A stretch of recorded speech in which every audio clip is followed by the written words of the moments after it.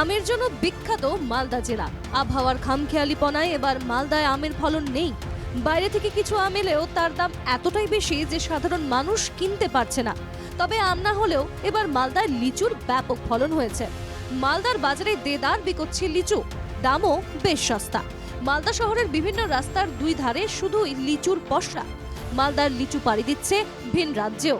অতিরিক্ত ফলনের কারণে লিচুর দাম পাচ্ছেন না চাষিরা।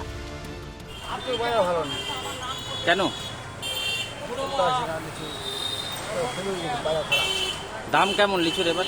80 টাকা কিলো, 70 টাকা কিলো, 100 টাকা কিলো, যাকে যেরকম মাল হিসাবে দাম। এটা কোন লিচু? বোম্বাই গুটি লিচুটাও রয়েছে? গুটির শেষ হয়ে গেছে। মালদার কালিয়াচকের 3টি ব্লকে সব থেকে বেশি লিচু চাষ হয়। ইংরেজবাজার, মানিকচক ও রতুয়া ব্লকে লিচুর চাষ হয়। অনুকূল আবহাওয়ার কারণে এবার লিচুর রেকর্ড ফলন। তবে লিচু বাজারজাত করার ক্ষেত্রে কেন্দ্রীয় সরকার চাষিদের কোনো রকম সহযোগিতা করছে না বলে অভিযোগ। আমাদের এই বম্বে লিচু, এই লিচু সাধারণত আমাদের মালদা জেলার সাউথ এবং নর্থের দুই প্রান্তে উৎপন্ন হয়ে থাকে।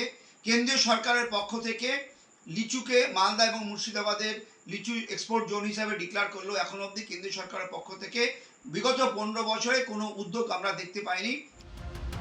লিচু সংরক্ষণের তেমন কোনো ব্যবস্থা নেই জেলায়, তাই দ্রুত লিচু বিক্রি করাই দস্তুর। চাষিরা যাতে বিভিন্ন জায়গায় লিচু পাঠাতে পারেন তার জন্য এগিয়ে এসেছে রাজ্য প্রশাসন।